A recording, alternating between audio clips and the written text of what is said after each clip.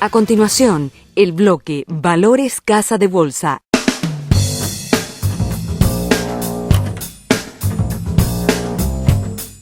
Estamos viendo actualmente que una vez que ha terminado el primer semestre del año 2014, hace falta replantearse un poco qué es lo que ha sucedido conforme al presupuesto que teníamos planificado para este año, tanto financiero cuanto en tareas que podríamos llevarlo dentro de nuestras empresas y principalmente en el marco del país. Se dijo a inicios de año por parte del Banco Central que uno de sus principales temores era la presión inflacionaria que podríamos vivir este año. Esa presión inflacionaria iba a estar superior a lo que hemos tenido los últimos años, que tal vez ha sido de lo mejor que a números macro podemos presentar como país, a más del crecimiento agroindustrial. Pero si nos detenemos en la inflación, veremos que aquella inflación planteada de 6,75 para este año, si tomamos en cuenta que al final del primer semestre, con todas las medidas coyunturales que tomó el Banco Central para cuidar que esto no se dé, y que ha dado como resultado que estemos alrededor de 3,2, sobre todo con el último mes del primer semestre con deflación, nos hace pensar que tal vez pensar que vamos a terminar muy por debajo de ese 6,75 planteado a inicio de año puede ser posible. Con lo cual tenemos que tomar en cuenta la segunda de las medidas que ha tomado el Banco Central y que tal vez estuvo una parte en sus manos y otra parte en factores exógenos para intentar controlar la inflación. Y ese ha sido el tipo de cambio. Vemos que tal vez la planificación que todos los actores teníamos para este año es que se termina alrededor de 4.700 y con una presión al alza. Esto no necesariamente por el desempeño de nuestra economía, sino también porque desde Argentina se compraban muchos dólares a través del tipo de cambio y el beneficio que ellos obtenían con el dólar blue versus el dólar oficial, y que hacía que la presión aquí del tipo de cambio sea a la suba en lugar de a la baja. Pero vemos que la semana pasada justamente ha terminado con una tendencia de descender los precios del tipo de cambio. Si eso lo sumamos a que Argentina hizo de una movida un poco diferente a lo que venía anunciando, un ajuste en cuanto al tipo de cambio oficial del dólar versus el peso, trae como consecuencia una disminución potencial, pero principalmente una disminución puntual en la presión que tiene nuestro tipo de cambio, producto de que ya no hay tanta entrada de esa divisa, pesos, para comprar dólares, que es justamente lo único que el Banco Central no podía prever. El Banco Central podía prever más o menos los movimientos que tenemos, producto de las exportaciones que realiza el Paraguay, producto del ingreso de dinero por venta de bonos o producto de las obras de infraestructura que se van a llevar a cabo, pero no de una presión exógena de un país que lastimosamente, al ser tan grande como lo es, para nosotros se podría convertir en un tema casi incontrolable, el apetito que tengan por el tipo de cambio. Pero vemos que esas medidas que ha llevado a cabo de cuidar mucho que no venga una presión inflacionaria producto de vender letras o instrumentos de regulación monetaria con tasas altas, producto de la coyuntura y de que tenía que cuidar tal vez lo más importante en las tareas del Banco Central, que es la inflación, ha hecho que realmente el mercado se restrinja en créditos. Vemos por otro lado, analizando los balances de las instituciones financieras, que la gran mayoría de las instituciones tienen este rato muchísima liquidez y poca demanda de créditos. No nos olvidemos que ninguna economía es completamente saludable si los actores de ella no acceden a crédito y si no invierten. Y para invertir, cuando necesariamente tienen que apalancarse, son las instituciones financieras o el mercado de capitales las principales alternativas que tienen las instituciones financieras. Si el Banco Central persiste con esa política de tener tasas altas para instrumentos de regulación monetaria, no habrá un estímulo para los bancos a que puedan dejar de comprar esos instrumentos y se dediquen a dar más créditos directamente para las empresas y para el consumo en sí de la gente.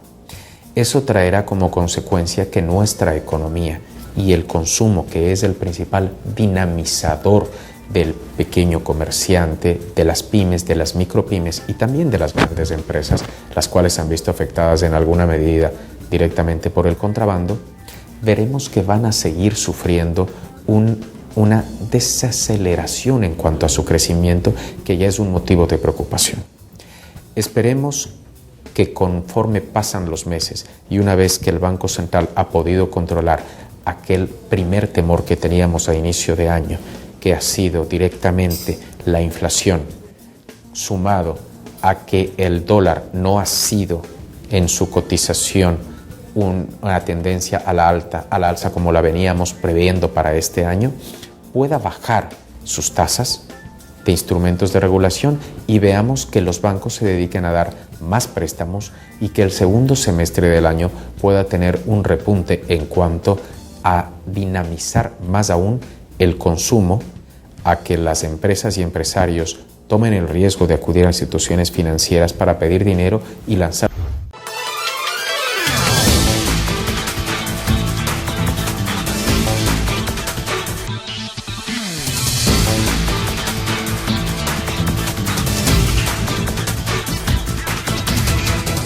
A continuación, el bloque de valores Casa de Bolsa.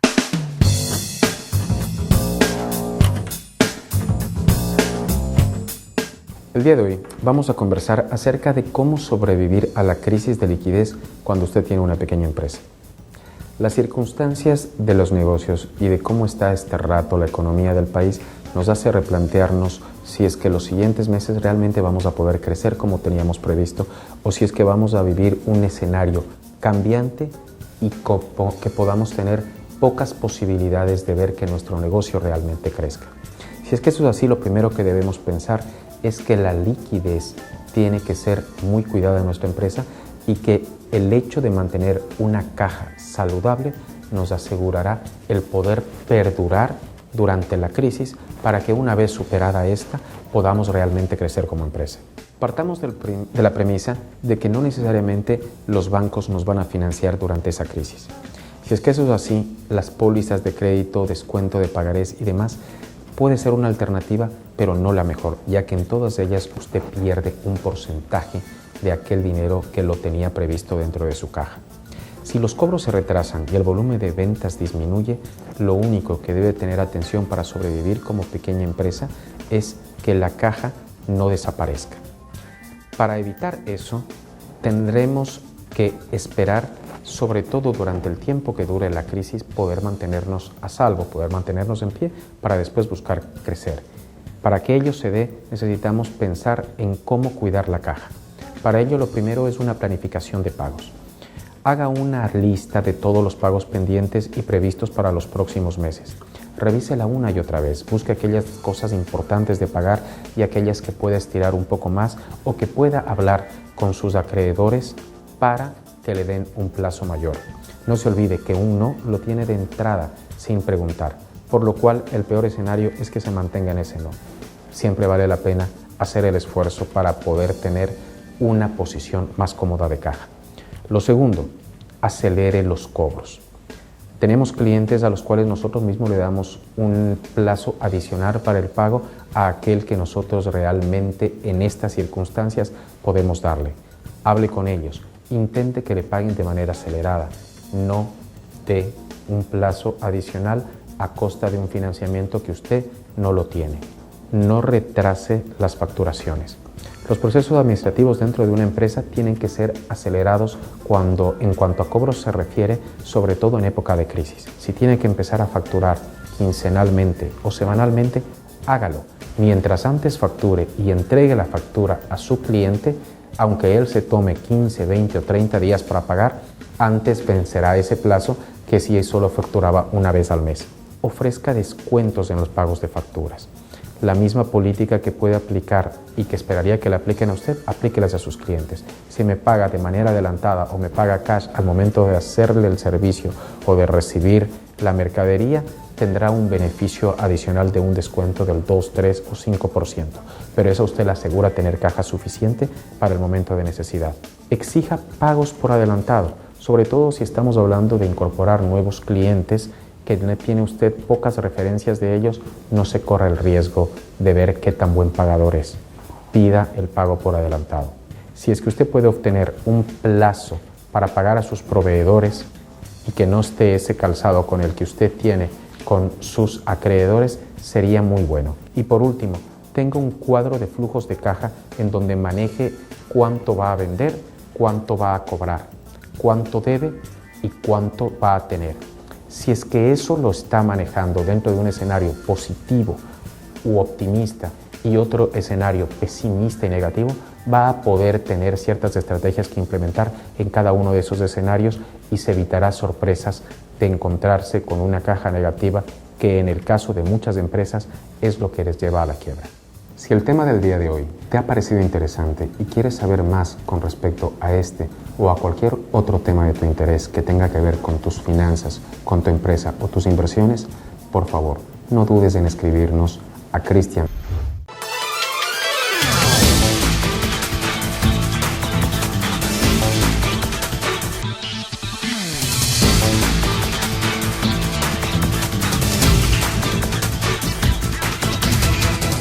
A continuación, el bloque de valores Casa de Bolsa.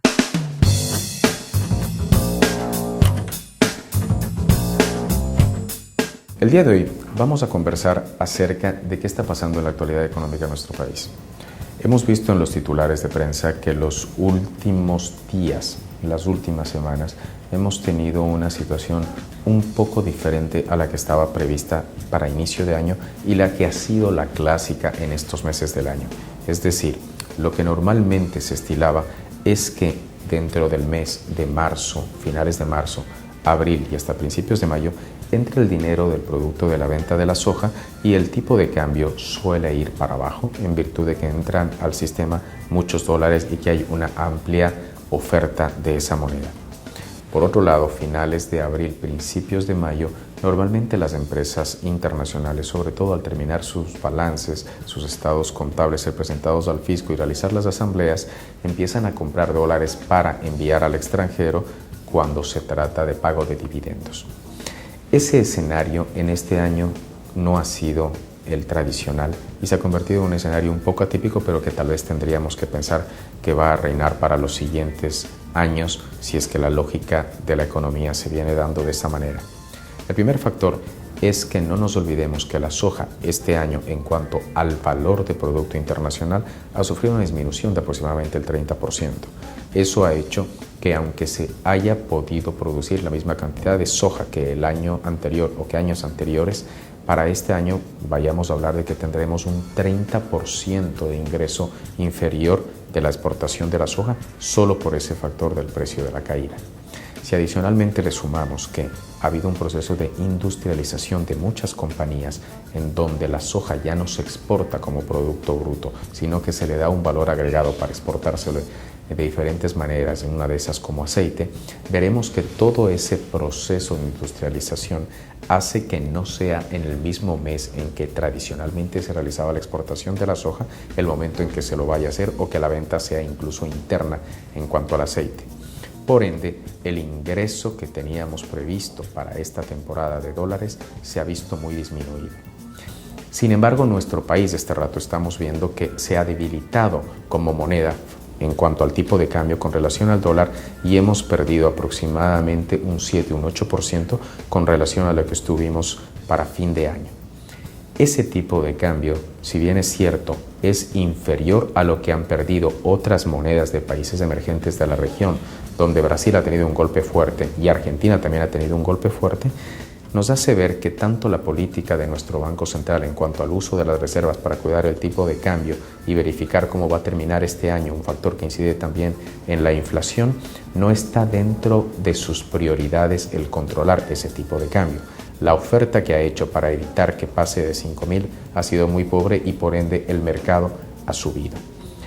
Para este año nosotros vemos un año en donde nuestra moneda no solo está perdiendo un poder adquisitivo, sino que como resultado de eso vamos a ver que el país se volverá un poco más caro de lo que estaba y nuevamente la reacción que tenga las autoridades y el Banco Central con relación a evitar que la inflación salga del parámetro previsto para este año de un 5%,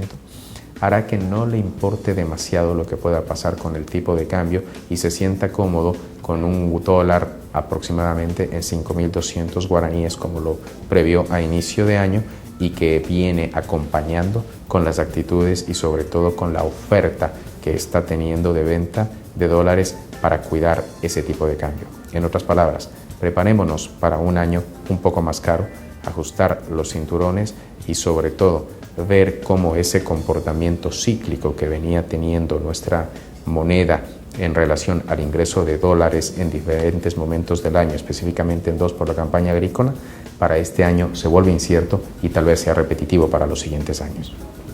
Si el tema del día de hoy te ha parecido interesante y quieres saber más acerca de este o de cualquier otro tema de